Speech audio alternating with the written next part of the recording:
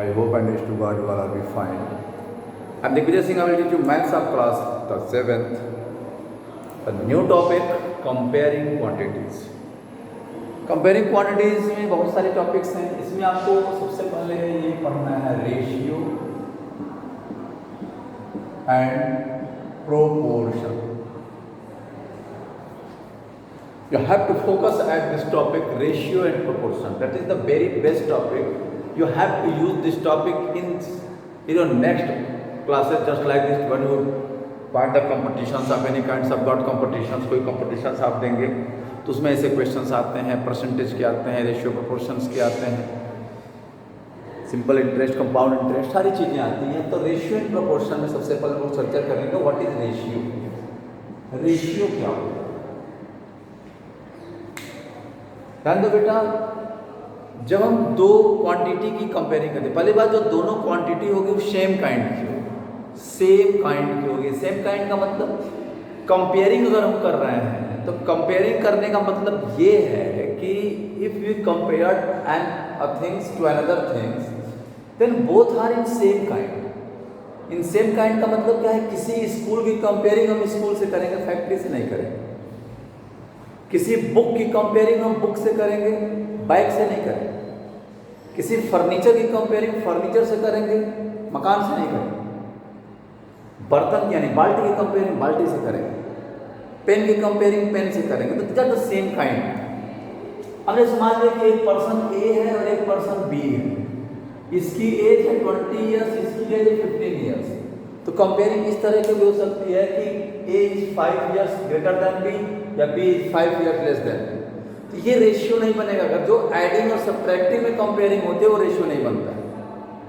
जब comparing divide के माध्यम से होता है दैट मेक एन रेशियो, तब वो एक रेशियो बनाता है. That make a ratio. जैसे 20/15 that is the quotient form, that is the fractional form. What is the numerator and denominator when you right in fraction? वैसे दैट इज राइट 20:15. ये कहलाता है एंटीसीडेंट और दिस इज कॉल्ड कॉन्सिक्वेंट. जब इसी को हम फ्रैक्शन में लिखेंगे तो न्यूमरेटर, जो न्यूमरेटर होता है वो एंटीसीडेंट होता है, जो डिनोमिनेटर होता है वो कॉन्सिक्वेंट होता है. रेशियो के डेफिनेशंस में, रेशियो में कहने का मतलब ये है कि जब दो क्वांटिटी सेम काइंड्स में हो और उनको डिवाइड के माध्यम से कंपेयर किया जाए तो वो रेशियो बनाते हैं. ये साइन होते हैं 20:15. अब इसको हमें सिंपलेस्ट फॉर्म में करना है, जिसको सबसे पहले लिखेंगे फ्रैक्शन में. 5 4 जा 5 3 जा 4/3. रेशियो क्या हो जाएगा? 4:3. ये जो दो डॉट बनाया जाता है इसको रेशियो की साइन बोलते हैं. 4:3 या 4:3. 4 एंटीसीडेंट है, 3 कॉन्सिक्वेंट. और इसका सिंपलेस्ट फॉर्म ये है, ध्यान रखिएगा. तो रेशियो समझ में आ गया आपको? दो चीज की क्वांटिटी को, ratio is the relation in which one quantity bears to another quantity of the same kind in respect of magnitudes of the given quantity. जो भी ऑब्जेक्ट्स हैं,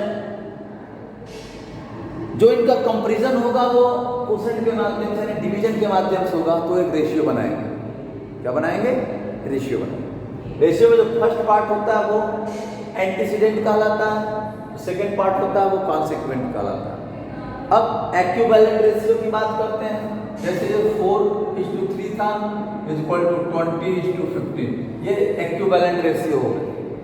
3 से मल्टीप्लाई कर दीजिए, 3 4 जा 12:3 जा 9. Equivalent ratio.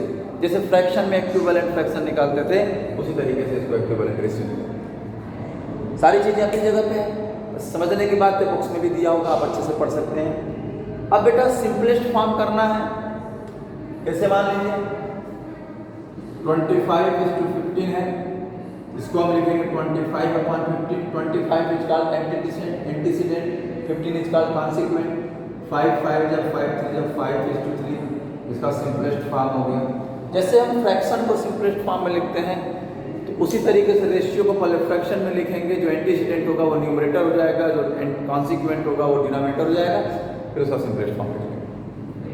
तो इस तरीके से आपको करना है, बाकी इसमें कुछ है नहीं. Ratio and proportion. अब बात करते हैं प्रोपोर्शन. इसकी बात करते हैं प्रोपोर्शन। रेशियो तो हो गया। When two ratios are equal then both are called in proportion. जब दो रेशियो इक्वल होते हैं तो कहलाते हैं दोनों किसमें हैं? प्रोपोर्शन में। यानी कि a proportion is a name we give a statement that the ratio are equal, that two ratio are equal. एक ऐसा स्टेटमेंट है जिसमें दो रेशियो इक्वल होते हैं। क्या इक्वल होते हैं? The equality of two ratio is called proportion.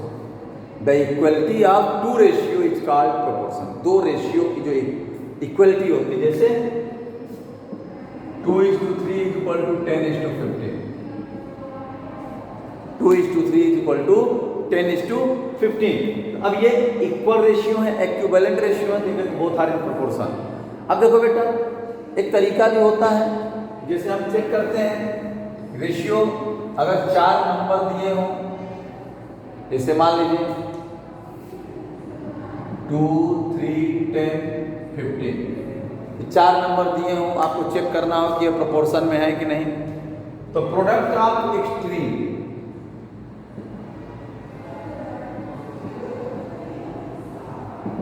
Extreme माने वाई, बाहरी वाला। बाहर कौन कौन है? 2 और 15 है, इनका प्रोडक्ट निकाल लीजिए, 30 हो गया। प्रोडक्ट ऑफ मीन्स 3 × 30, 3 × 10, 30 हो गया दोनों का। तो product of extremes is equal to product of means. Therefore 2, 3, 10, 15 are in proportion. किसमें? प्रोपोर्शन। क्यों प्रोपोर्शन में है? क्योंकि फर्स्ट और फोर्थ नंबर का प्रोडक्ट सेकेंड और थर्ड नंबर के प्रोडक्ट के अगर इक्वल है तो चारों नंबर एक प्रोपोर्शन में होते हैं, और अगर ऐसा नहीं है तो चारों नंबर एक प्रोपोर्शन में नहीं है। फर्स्ट और सेकेंड का रेशियो थर्ड और फोर्थ के रेशियो के इक्वल होना चाहिए। ये होता है प्रोपोर्शन। जब दो रेशियो इक्वल होते हैं तो दोनों प्रोपोर्शन कहलाते हैं, both are in proportion.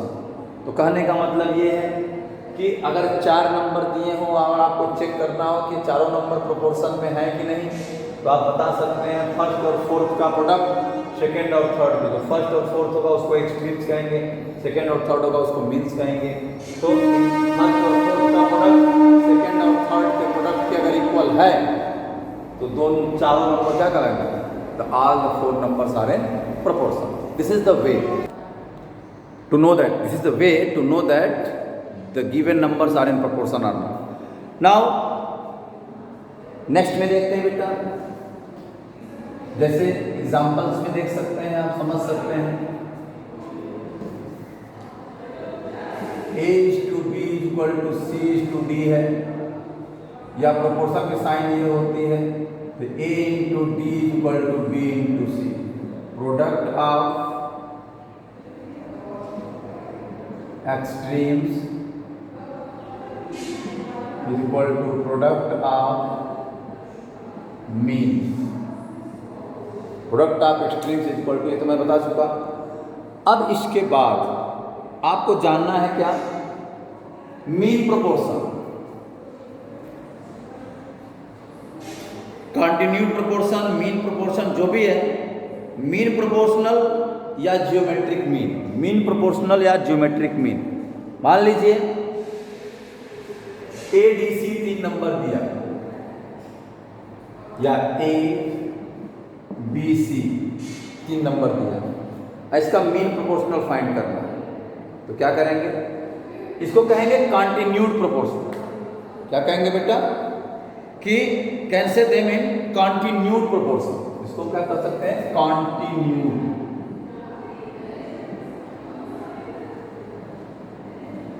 Proportion, इसको कंटिन्यूड प्रोपोर्शन कर सकते हैं। तो अगर या इसका मीन प्रोपोर्शनल निकालना है, मीन प्रोपोर्शनल, ध्यान दीजिएगा, मीन प्रोपोर्शनल, मीन प्रोपोर्शनल अगर निकालना है इसका, तो B जो बीच वाला टर्म है उसको 2 बार लिखेंगे। A:B = B:C। अगर इसका मीन प्रोपोर्शनल निकालना है तो फाइंड मीन प्रोपोर्शनल।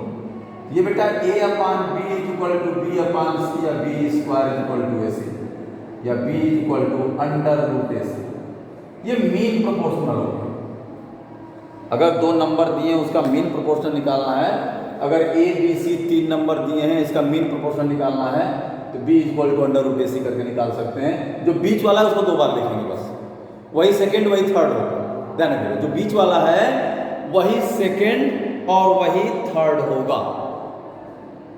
तो इसको कहते हैं मीन प्रोपोर्शनल और जियोमेट्रिक मीन। Mean proportional